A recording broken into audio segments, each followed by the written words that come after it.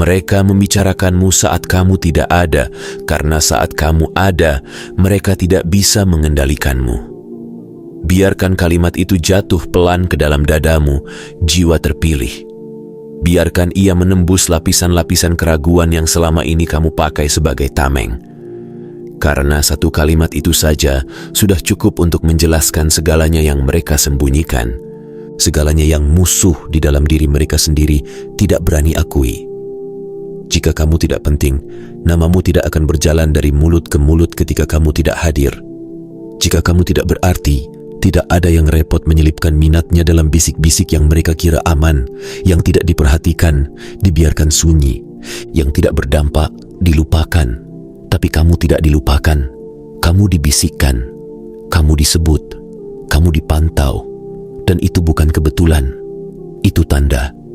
Aku, semesta, melihat cara energimu mengubah suhu ruangan. Kamu pikir kamu hanya lewat, hanya hadir sebentar, hanya duduk diam. Tetapi kehadiranmu adalah perubahan tekanan. Dan ketika tekanan berubah, orang-orang mulai saling melirik tanpa sadar. Mereka mulai menakar, bukan lagi karena kamu meminta diakui, tetapi karena kamu tidak lagi minta izin untuk menjadi dirimu sendiri. Bayangkan panggung gelap dan satu sorot cahaya menyala. Cahaya tidak berlari mengejar perhatian, ia hanya menyala. Dan justru karena ia menyala, semua mata berbelok. Begitulah kamu. Kamu tidak mengejar, kamu tidak berteriak, kamu tidak mengumumkan. Kamu hanya menjadi terlihat, bukan karena kamu mendandani dirimu dengan kebisingan, tetapi karena kamu berhenti mengecil. Dan ada kebenaran yang banyak orang benci mendengarnya. Pikiran manusia mudah melekat pada dua hal, yaitu apa yang mereka takutkan dan apa yang mereka inginkan.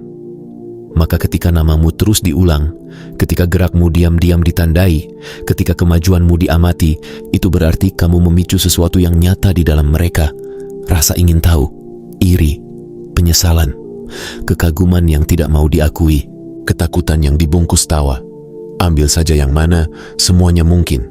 Yang tidak mungkin hanya satu, ketidakpedulian. Ketidakpedulian tidak pernah membuat orang repot membahasmu di belakang pintu. Jiwa terpilih, dengarkan baik-baik. Kamu tidak menjadi pusat perhatian karena kamu berusaha. Kamu menjadi pusat perhatian justru saat kamu berhenti berusaha untuk disukai. Saat kamu berhenti menjelaskan diri. Saat kamu berhenti mengejar persetujuan. Kesunyian yang kamu pilih itu lebih bising daripada pidato manapun, lebih tajam daripada pembelaan manapun, lebih mengganggu daripada teriakan manapun. Karena kesunyian yang lahir dari harga diri adalah suara yang tidak bisa ditiru oleh mereka yang hidup dari tepuk tangan. Dan sebelum aku membuka lapisan berikutnya, ambil napasmu perlahan. Jangan terburu-buru menolak pesan ini hanya karena ia terasa tepat. Jika kata-kata ini mengetuk sesuatu yang kamu simpan rapat selama ini, itu bukan kebetulan. Itu pertanda bahwa kamu sedang diantar menuju pemahaman yang membuatmu tidak lagi mudah digoyahkan. Sekarang, kita masuk ke inti yang mereka sembunyikan. Orang tidak akan membicarakan seseorang yang benar-benar sudah mereka tinggalkan. Itu dusta yang mereka ulang untuk menenangkan diri. Keterlepasan yang sungguh-sungguh itu sunyi. Yang kamu lihat adalah keterikatan yang menyamar sebagai jarak. Mereka pura-pura tidak peduli, tetapi masih menoleh. Mereka pura-pura sudah lewat, tetapi masih memutar ulang. Mereka pura-pura tidak memikirkanmu, tetapi namamu muncul di sela percakapan, seperti kebocoran yang tidak bisa ditambal. Kamu mungkin pernah merasakannya. Tatapan yang berubah dingin tanpa sebab yang jelas. Energi canggung ketika kamu masuk ruangan. Percakapan yang berhenti sepersekian detik, lalu berjalan lagi setelah kamu pergi. Itu bukan imajinasi, itu penyesuaian. Mereka mengatur ulang diri mereka di sekitar kehadiran yang tidak mereka duga akan terasa sekuat itu. Saat kamu sedang sepi, menyembuhkan diri, membangun ulang langkahmu, menahan diri untuk tidak memamerkan luka, tidak ada yang peduli. Kamu menyatu dengan latar, kamu aman untuk diabaikan. Tapi ketika energimu bergeser, Ketika caramu berjalan berbeda, caramu menatap lebih tenang, caramu memilih kata lebih terukur, caramu menolak hal-hal yang dulu kamu toleransi, kamu berubah menjadi titik acuan. Mereka mulai mengukur diri mereka terhadapmu tanpa pernah meminta izin darimu. Dan disitulah kegelisahan mereka dimulai. Karena mereka tidak bisa menebakmu lagi. Kamu tidak mengikuti naskah yang biasa. Kamu tidak runtuh saat mereka berharap kamu runtuh. Kamu tidak memohon saat mereka mengira kamu akan memohon. Kamu tidak mengejar saat mereka menarik diri. Itu merusak perhitungan dalam kepala mereka. Dan ketika sesuatu tidak bisa dihitung, manusia menatapnya lebih lama. Kamu bukan pusat karena kamu sempurna. Kamu pusat karena kamu berbeda. Dan perbedaan selalu mengganggu kenyamanan orang yang hidup di zona aman. Aku akan mengatakannya dengan jelas, jiwa terpilih. Rumor seringkali lebih jujur tentang si penyebar daripada tentang kamu. Saat mereka memelintir ceritamu, seringkali itu karena versi asli terlalu mengancam. Saat mereka mengecilkanmu, itu karena mereka merasa kecil berdiri di dekat apa yang kamu sudah jadi. Saat mereka mengkritik pertumbuhanmu, itu karena mereka diingatkan pada pekerjaan yang tidak mereka lakukan. Perhatian bukan hadiah. Perhatian adalah efek. Energi mengikuti dampak. Dan kamu, tanpa sadar, telah menjadi kontras. Tenang di tengah kekacauan, tegak saat yang lain panik, fokus saat yang lain hanyut. Kontras seperti itu membuat orang tidak nyaman. Dan ketidaknyamanan mencari jalan keluar. Bagi mereka, jalan keluar termudah adalah membicarakanmu. Tapi jangan salah memahami. Menyadari bahwa kamu dibicarakan bukan alasan untuk membesarkan ego. Ini latihan kesadaran. Ini undangan untuk bergerak lebih cerdas, lebih hening, lebih terarah. Kamu tidak perlu bereaksi pada kebisingan. Kamu hanya perlu mengenalinya sebagai bukti bahwa kehadiranmu punya gravitasi. Dan gravitasi tidak pernah minta izin. Sekarang dengarkan lapisan pengungkapan ini satu persatu. Jangan lompat. Jangan terburu-buru. Karena setiap lapisan menjelaskan sesuatu yang selama ini kamu rasakan, tetapi sulit kamu beri nama. Nomor 1, kamu adalah cermin yang memecahkan kenyamanan mereka. Kamu tidak menghancurkan dunia mereka, kamu hanya memperlihatkan betapa rapuhnya dunia itu sejak awal. Itulah kebenaran yang membuat mereka tersedak. Mereka tidak terganggu karena kamu menyerang. Mereka terganggu karena kamu ada tanpa berpura-pura. Kamu masuk ruang dengan energi yang tidak dibuat-buat, tidak dipinjam, tidak dilatih untuk tampil. Dan tiba-tiba udara terasa tidak ramah bagi orang yang bertahan hidup dari ilusi. Kamu adalah cermin yang tidak mereka minta. Bukan cermin yang memuji, melainkan cermin yang menunjukkan postur batin yang selama ini mereka bungkukkan. Kamu memantulkan rasa tidak aman, jalan pintas, kompromi, dan kebohongan kecil yang mereka jadikan kebiasaan. Dan alih-alih memperbaiki diri, mereka menyerang cermin itu. Orang tidak benci cermin. Orang benci apa yang cermin itu ungkapkan. Mereka akan menyebutmu terlalu dingin, terlalu diam, terlalu yakin, terlalu jauh. Terjemahannya sederhana. Kamu tidak ikut permainan mereka. Kamu tidak berlebihan menjelaskan. Kamu tidak menekuk dirimu demi membuat orang nyaman. Dan bagi mereka yang hidup dari kebisingan, kesunyianmu terasa seperti tekanan. Kamu tidak perlu berkata banyak. Kehadiranmu saja membuat topeng mereka longgar. Pernah kamu perhatikan paradoks yang lucu sekaligus gelap? Mereka mengaku tidak suka kamu, tetapi entah bagaimana mereka tahu banyak tentangmu. Itu bukan kebetulan. Itu fiksasi yang memakai topeng penolakan. Nomor 2. Kamu adalah bukti yang mereka tidak mau baca. Menyebutnya keberuntungan adalah cara tercepat untuk memaafkan diri sendiri karena menyerah. Dan kamu berdiri di sana sebagai bukti bahwa alasan itu tidak lagi bekerja. Kamu tidak diberi jalan mulus. Kamu berjalan saat jalan itu buruk. Kamu bergerak saat kondisi tidak ramah. Kamu melangkah saat kamu sendiri belum 100% yakin. Ada 2 orang berdiri di tepi badai. Yang satu mengeluh tentang hujan dan menunggu cuaca berubah. Yang satu masuk, basah, gemetar, tetapi tetap bergerak. Saat yang kedua sampai lebih kuat, yang pertama menyebutnya waktu yang pas. Begitulah alasan bertahan hidup. Ia menyamar sebagai logika. Mereka mengecilkan usahamu karena mengakui usahamu berarti menatap kemalasan mereka sendiri. Lebih mudah mengedit kisahmu daripada mengubah kebiasaan mereka. Mereka menyebut disiplinmu sebagai koneksi, ketekunanmu sebagai kebetulan, pertumbuhanmu sebagai jalan pintas. Apapun, asal bukan ini hasil dari konsistensi. Dan kamu harus paham ini, jiwa terpilih. Keberhasilanmu bukan sekadar tujuan yang kamu capai. Ia adalah tanda terima yang menelanjangi alasan mereka. Setiap langkahmu menghapus satu alibi. Kamu tidak hanya maju, kamu membuat mereka kehilangan tempat bersembunyi. Nomor 3, kamu adalah teka-teki yang membuat mereka marah. Mereka tidak membencimu. Mereka benci karena kamu tidak datang dengan petunjuk.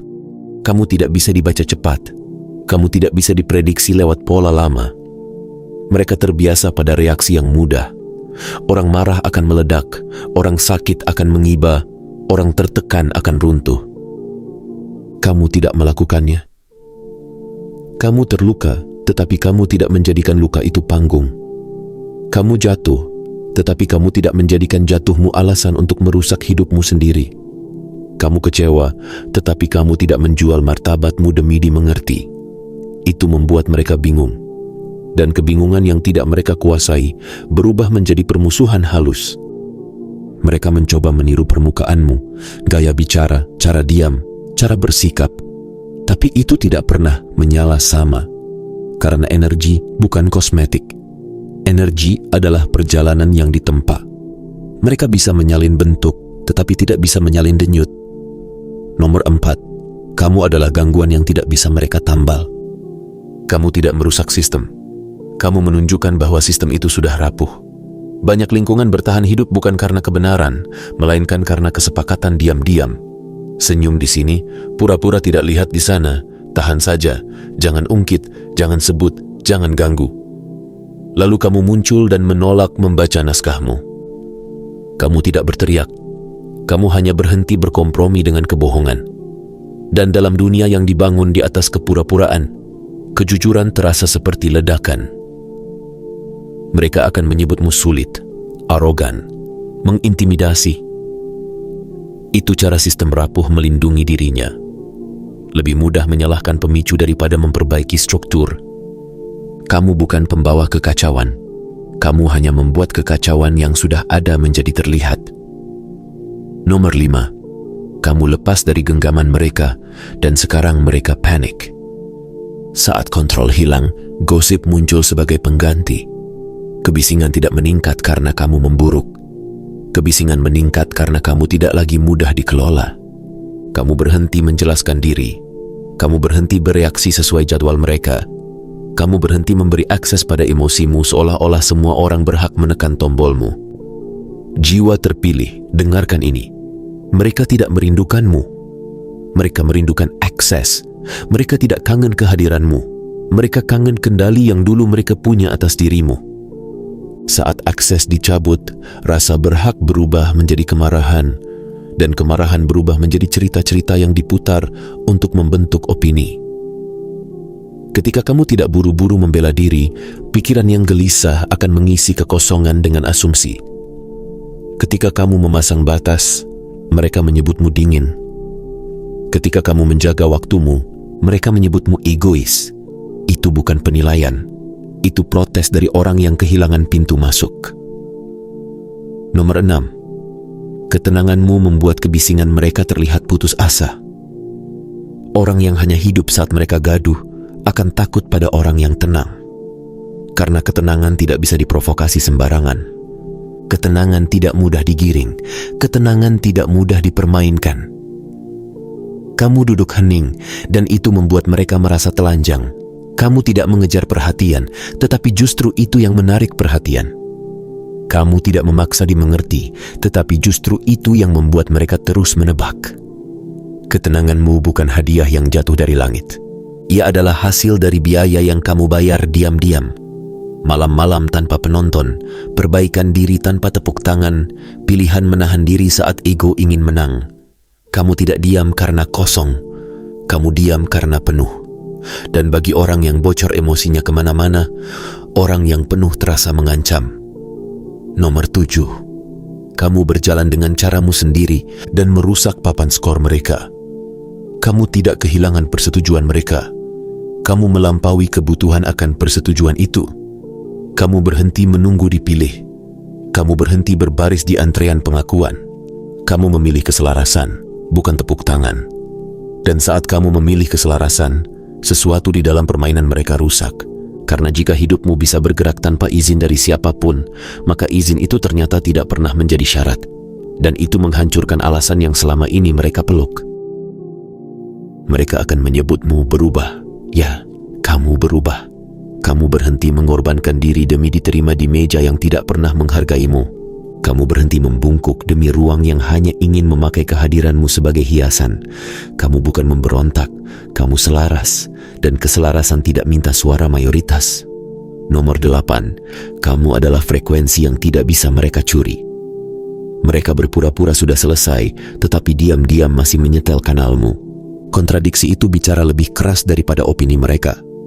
Orang tidak memantau sesuatu yang sudah tidak berarti. Mereka memantau karena ada sesuatu yang mereka butuhkan, sesuatu yang mereka iri, sesuatu yang mereka ingin tiru tanpa membayar harga. Mereka bisa menyalin gaya, tetapi tidak bisa menyalin kedalaman. Mereka bisa menyalin bentuk, tetapi tidak bisa menyalin sumber. Kamu bukan suasana, kamu adalah proses. Kamu ditempa oleh tekanan yang mereka hindari. Itulah mengapa tiruan mereka selalu terasa datar. Karena denyut hidupmu tidak datang dari tren, melainkan dari bertahan, dari jatuh lalu bangun lagi tanpa panggung. Nomor 9, kamu adalah jalan keluar yang mereka tatap agar tidak melihat api di dalam hidup mereka sendiri. Ini yang paling sulit mereka akui. Membicarakanmu adalah cara mereka menghindari diri sendiri. Saat hidup mereka terasa berat, belum selesai, atau mengecewakan, mereka butuh sesuatu di luar diri untuk dibedah. Maka namamu dipakai sebagai pelarian. Mereka menaruhmu di meja percakapan agar mereka tidak menaruh diri mereka sendiri di meja kejujuran. Lebih mudah mengkritik pilihanmu daripada menghadapi stagnasi mereka. Lebih mudah menilai langkahmu daripada menatap ketakutan mereka. Kamu jadi catatan tempel yang menutupi retak di cermin. Mereka tidak meneliti hidupmu. Mereka meminjam hidupmu untuk menunda pertanyaan yang seharusnya mereka ajukan pada diri sendiri. Dan ketika mereka menjadikanmu masalah, mereka bisa tetap merasa korban. Itu mekanisme bertahan, bukan kebenaran. Nomor 10, kamu menjalani hidup yang mereka hanya berani khayalkan. Kamu melakukan sesuatu yang selama ini mereka latihan di kepala, namun tidak pernah mereka eksekusi. Kamu bergerak ketika mereka menunggu. Kamu melompat ketika mereka sibuk mencari kepastian yang tidak pernah datang. Dua orang melihat pintu yang sama. Yang satu bertanya terus apa yang ada di baliknya. Yang satu melangkah masuk dan belajar sambil berjalan. Saat yang kedua kembali lebih kuat, yang pertama berkata pintu itu diatur. Begitulah cara ego melindungi diri. Ia menuduh agar tidak perlu mengakui bahwa keberanianlah yang hilang. Mereka menulis ulang masa lalumu karena masa lalumu yang jujur terlalu dekat dengan peluang mereka yang tidak diambil. Jika kisahmu tampak palsu, maka keraguan mereka tampak masuk akal. Jika keberanianmu tampak ceroboh, maka ketakutan mereka tampak bijak. Tapi semesta melihat semuanya. Dan aku tahu, kamu tidak lebih beruntung dari mereka. Kamu hanya lebih bersedia. Nomor 11, kamu turun dari panggung mereka dan merusak pertunjukan. Ada peran yang diam-diam mereka tetapkan untukmu. Siapa yang harus diam, siapa yang harus menelan, siapa yang harus memaafkan tanpa batas, siapa yang harus menyebut ketidakadilan sebagai damai. Kamu dulu mungkin hampir percaya itu. Kamu hampir menandatangani kontrak tak tertulis itu. Lalu kamu berhenti. Dan saat kamu berhenti memainkan peran, mereka menyebutmu penjahat. Bukan karena kamu berubah menjadi jahat, tetapi karena kamu berhenti menyelamatkan kepura-puraan mereka dengan pengorbananmu. Dalam ruang yang dibangun dari sandiwara, kebenaran selalu terlihat seperti pengkhianatan. Kamu tidak merusak kedamaian. Kamu merusak kebisuan yang melindungi kebohongan.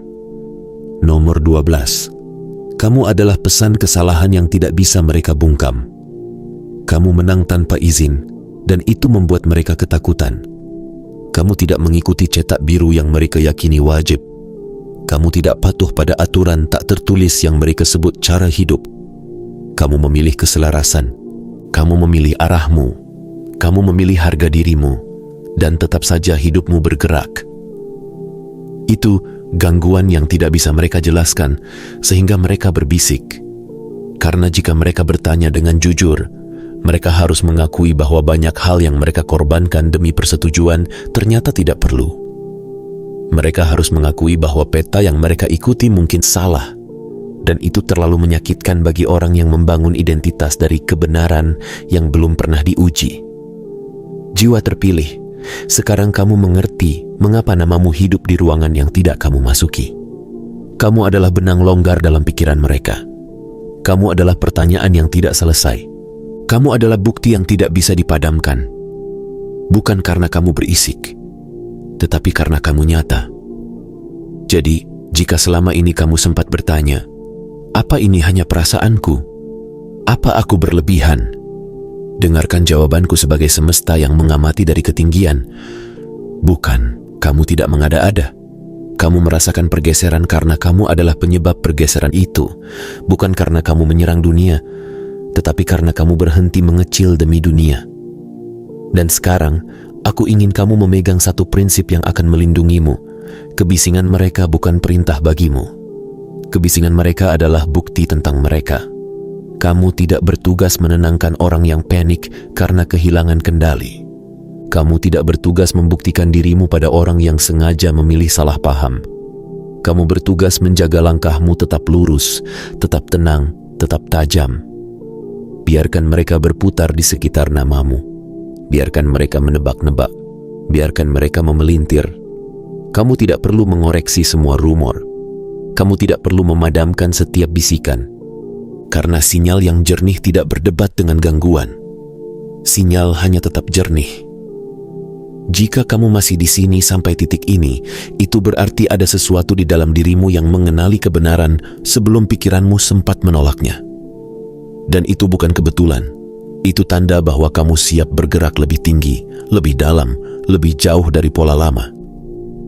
Sekarang, jiwa terpilih, tetaplah mengamati, tetaplah tenang, tetaplah menjadi dirimu sendiri tanpa meminta izin. Karena perhatian yang bocor dari mulut mereka hanyalah bayangan dari satu fakta. Kehadiranmu punya gravitasi. Dan jika kamu ingin pesan seperti ini terus hadir, terus menuntun, terus membuka lapisan-lapisan yang selama ini tersembunyi, berikan dukungan sederhana. Tekan tombol suka, lalu pilih berlangganan agar kamu tidak ketinggalan saat semesta kembali berbicara padamu. Tulis di kolom komentar 777 jika kamu siap untuk tidak lagi mengecil demi kenyamanan orang lain. Dan ingat ini, kamu tidak dikejar oleh kebencian, kamu sedang diikuti oleh bukti.